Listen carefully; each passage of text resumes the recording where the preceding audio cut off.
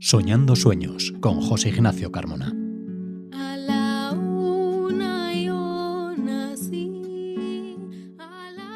Soñamos sueños con José Ignacio Carmona. Bienvenido, Iñaki. Bien hallado, Raquel, bien hallado.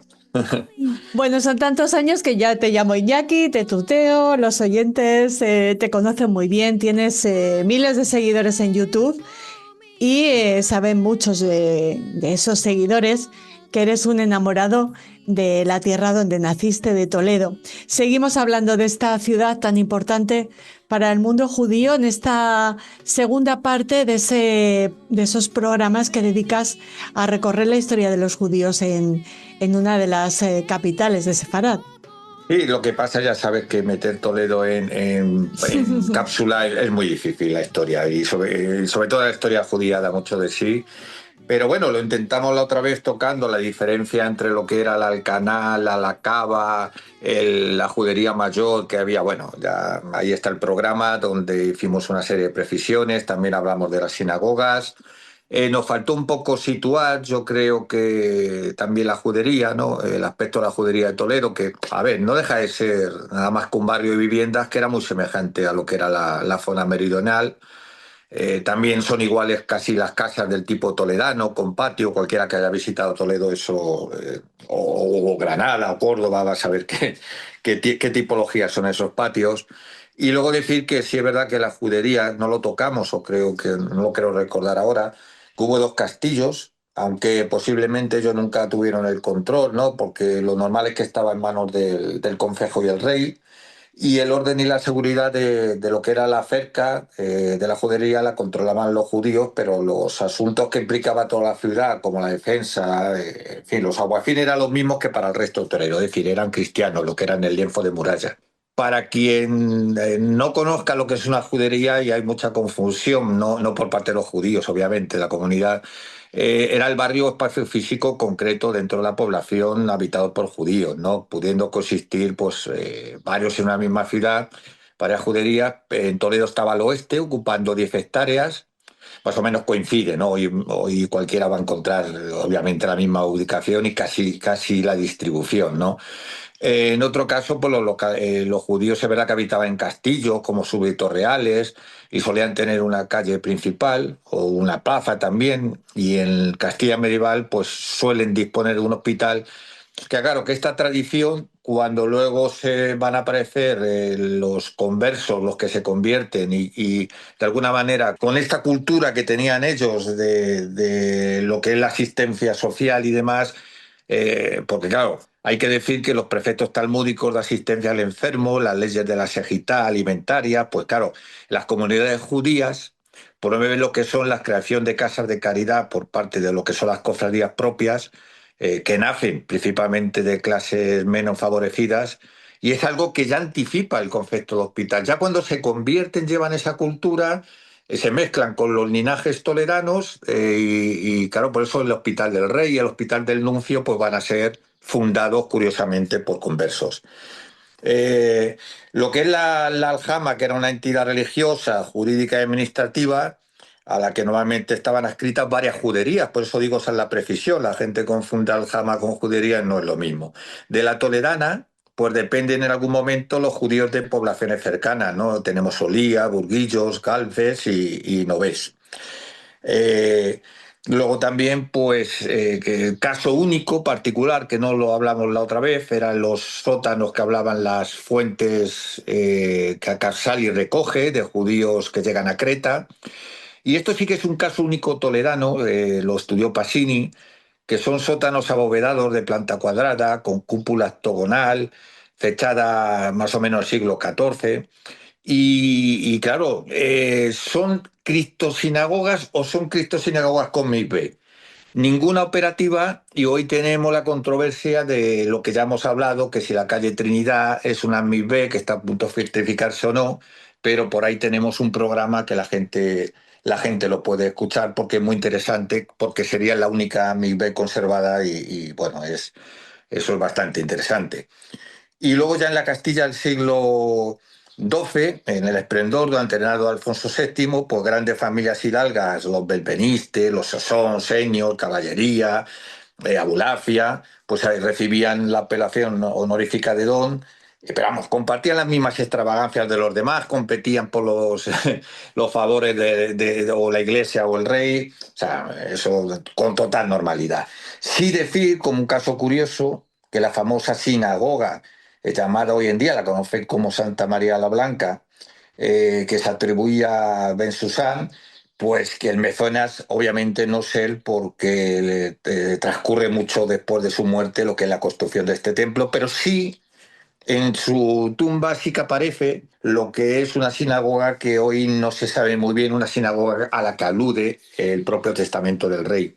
Y por avanzar, en las cortes celebradas en Toledo en 1480, que es cuando se ordena separar las aljamas en barrios especiales, esto no era nuevo, ¿no? Porque en el converso Pablo Santa María, que no hay nada peor que que un resentido, como digo yo, en el 1412, este era canciller del rey Juan y lo había intentado, ¿no? Separar las aljamas, pero no salió adelante. Pero en tiempo de los reyes católicos sí, y prácticamente pues la judería coincidiría con lo de hoy, ¿no? Los judíos seguían ya en aquella época, en 1480, residiendo en la calle angosta Santa María Blanca, que todo el mundo puede hoy reconocer, abajo del Arquillo de la Judería, cerca del baño de Marqués de Villena, Sí. Santa Tomé, bueno, Caleros, todo eso, ¿qué tal? Sí que decir que después del edicto, las sinagogas y cementerios y los bienes de la aljama pasan a los bienes públicos, ¿no?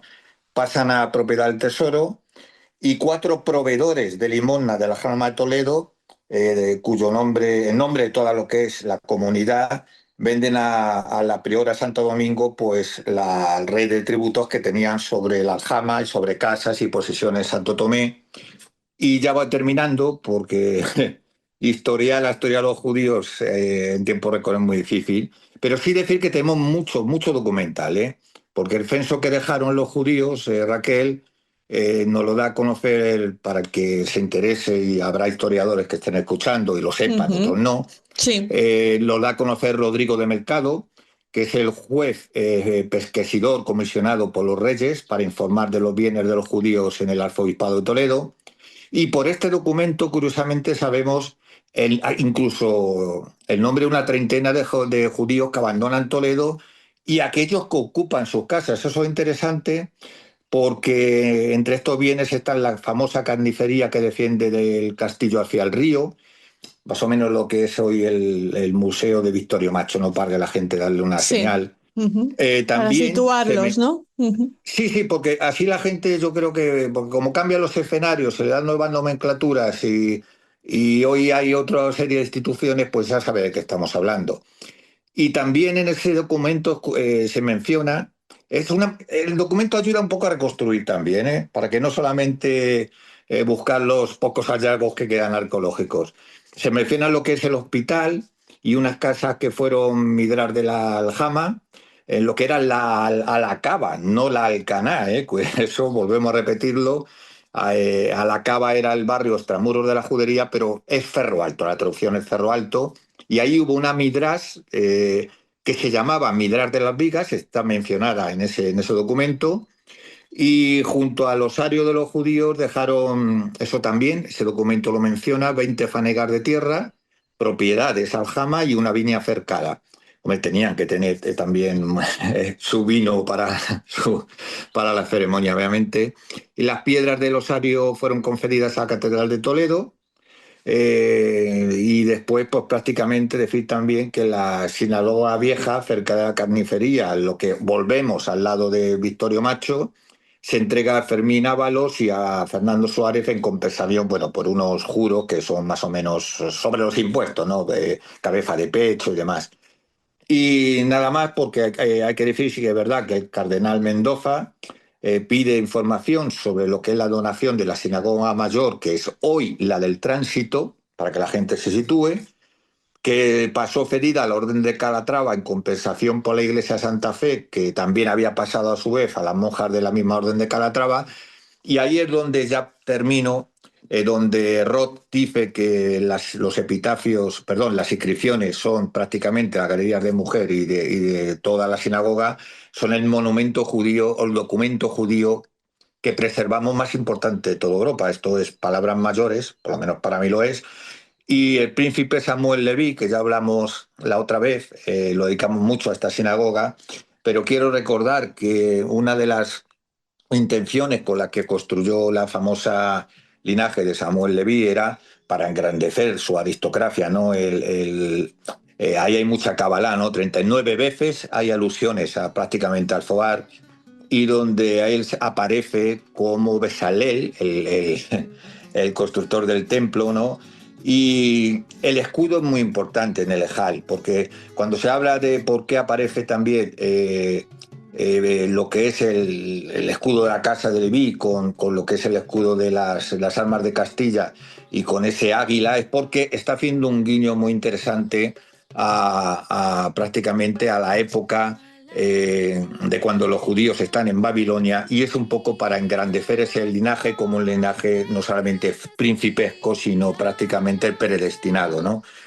Y bueno, yo creo que no se puede resumir más con menos, pero la gente tiene, pues yo creo, un puzzle bastante interesante que hemos ido recomponiendo en anteriores programas, y creo que Toledo, pues, bueno, hay muchísimo más. Claro.